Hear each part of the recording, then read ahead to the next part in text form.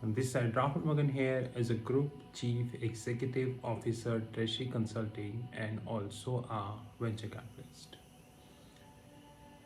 As we speak on 4th April 2021, first of all, I would like to give you a good news that Treasury Consulting Group launched on equity fund. And the name of that equity fund is Friend Funds. But this is a closed equity fund, which means that no outsider across the globe is invited in that funds. The strategies of that fund, the stocks which we would be buying or selling would only be known to the members in the fund, one or two, and not a single person outside the fund would have any entitlement to understand what this fund is doing. This is a closed-ended fund, and this would continue to be a closed-ended fund. Apart from that, today on 4th April 2021, we launched yet another video course, which is a 90 minutes video course, how to trade currency futures, which is the direct currency futures and indirect currency futures. This video course is of 90 minutes and this is completely English based video course. Probably if we get time, we can try for a Hindi based video course, and the cost is around 1500 rupees, and this is going to be live, I think, on Monday or Tuesday night. As I promised you, I am back, and now I would be shooting a lot of videos. So today I would be shooting about what had happened last week in the US market. US looks very volatile. Like, of course, the very good thing that happened in the US is the job growth. As we speak, 900K, which is 9 lakh jobs added in the US, which is definitely a great news. I doubt whether we have any country in the globe who added 9 lakh jobs, and especially after the virus. That's a separate thing, that the virus is still spreading in India and different parts of the globe. Canada, France, and multiple countries of the globe are looking for full-time lockdown. In fact, yesterday night I was reading about Canada, and I was very surprised that the business sector of Canada is really in a big trouble because of the virus. But government is helpless, because government, even though government wanted to do something, government might not be able to do something. So government is purely helpless, to be honest. And I think that though vaccinations are going on, with due respect, some vaccinations are facing issues of clotting also.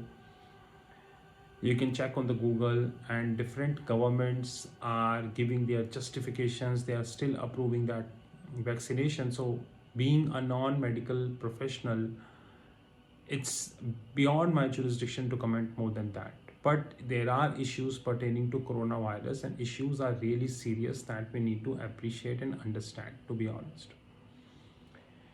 US yield, which were there around 1.74 to 75, now is around 1.72. You must be thinking that why I'm not mentioning that they've fallen to around 1.65 also. Exactly.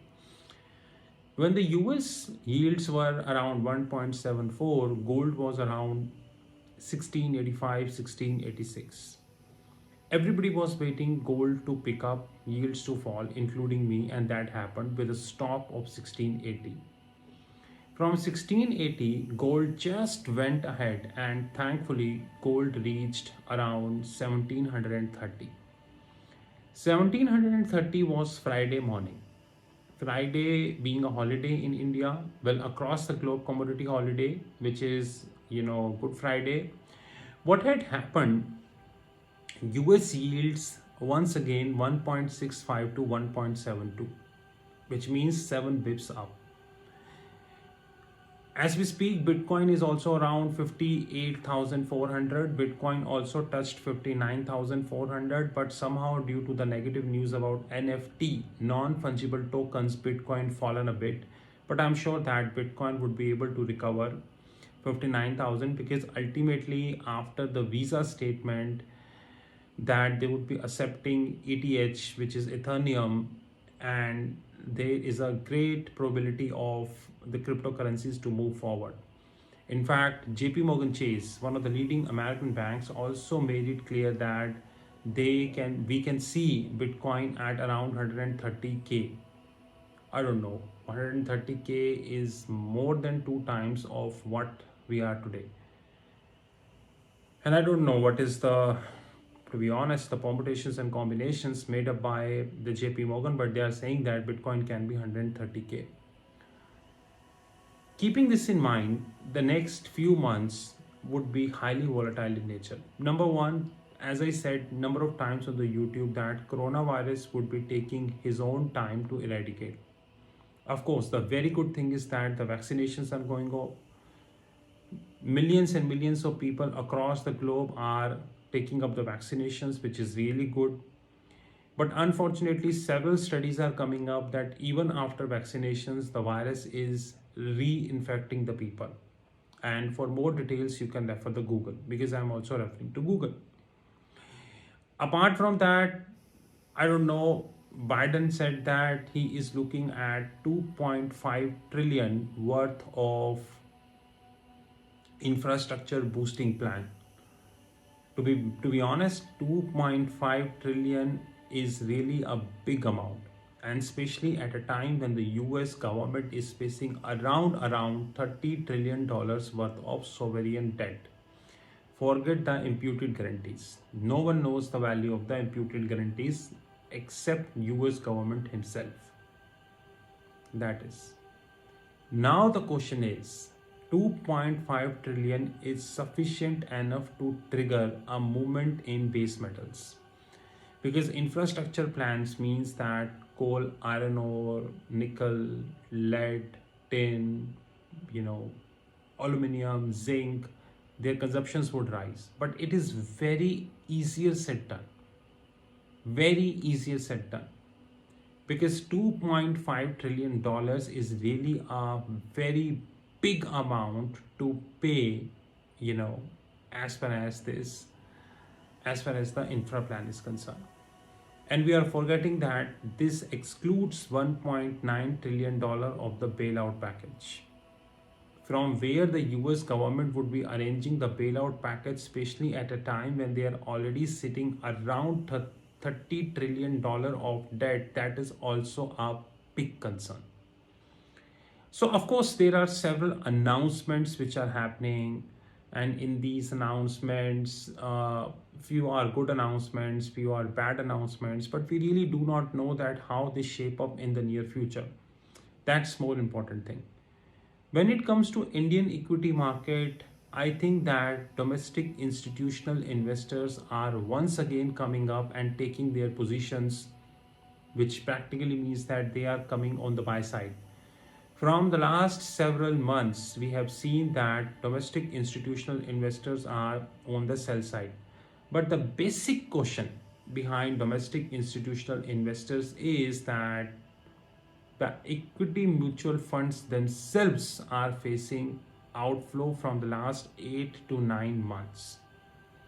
And I think that as Corona is coming back, job positions, salary structure, and economic distress, very well. Keeping this in mind, the income levels to fall. And I think it is falling. And once income levels to fall or falling, the ability of the people to invest in the equity mutual funds or debt mutual funds would continue to decrease. Henceforth, I see that the equity outflows would continue. So the major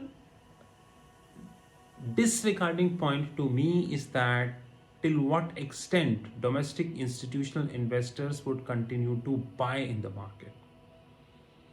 Because about foreign institutional investors, I'm having a big concern, and that concern is that if the US yields, which once again came back to 1.72, and you will see the impact of them on Monday when the market would open, and especially during US timings,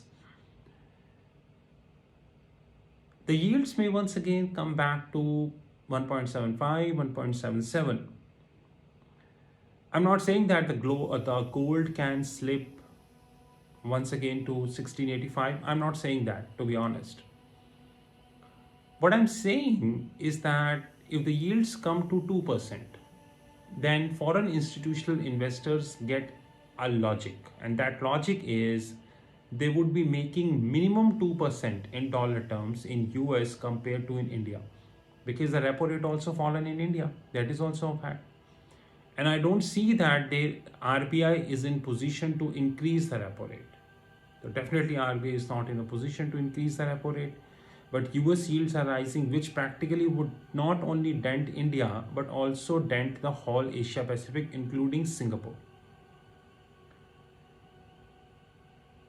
There are a lot of issues which we have, and I think we need to take these issues very seriously. The reason is, if you don't take the issue seriously, because the next few months would be highly volatile, whether they are the sovereign yield curves, whether they are the equity markets in Asia or US, or whether it is a commodity market. Investors are advised to play very carefully, because if we do not play carefully, I'm telling you, we are bound to lose the game. Because the situation is really messy. And I think that if the yields would continue to stay more than 2%, I don't know, maybe by end of May or June or July, whatever time, to be honest, then we may see a serious outflow of FII money from Asia to US. And I really don't think that at least I have an answer to this question. Maybe Rakesh Jhunjhunwala would have answered to this question, because he said that he would see Nifty at 90K by 2025 or something like that. He is extremely bullish on Indian indices, and I don't know whether he is ignoring these facts or he holds something which, fundamentally speaking, is not available before us. This is Rahul from Treasury Consulting Group. I'm back on YouTube. You will now often see me on the YouTube. But guys, let me tell you that last week, the crash of a hedge fund in the US, and of course, we're going to have a video in that regards on YouTube. I'm telling you that the crash of a hedge fund in the US is just a demo. You know, what do you mean by demo is that the family offices structures, the hedge funds, the institutional investors, the venture capitalist and private equity bodies, they are actually standing on a time bomb. Although we have a detailed video, but the last week crash of a family office fund to the tune of $100 billion, $100 billion, in which almost all big banks of the US lost. That's a separate thing that, with due respect, few came in public domain and said that it is immaterial, but they lost it. And regulators, as usual, were not aware about these things. A lot of deliberations are required. The leverage structure is once again shaping up. The last week crash of a hedge fund is yet another example. Whether we would be able to take this seriously or not, I don't know, but we need to take it seriously. Guys, this is Rahul from Treasury Consulting Group. Have a great time. My personal number is +91, which is an Indian code 9899242978. Have a great time ahead.